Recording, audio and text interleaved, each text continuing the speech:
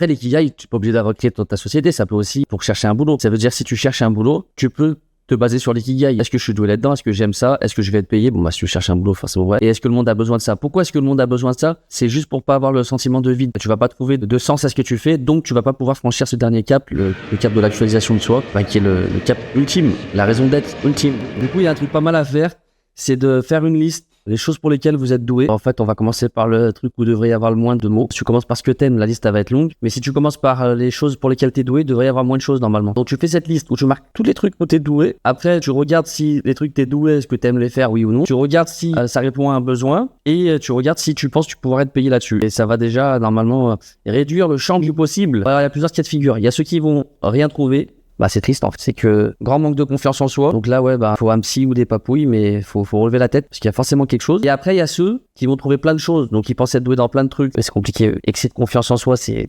la réalité, quoi. Ça va pas être facile. Ah là là, qu'est-ce qu'on va faire?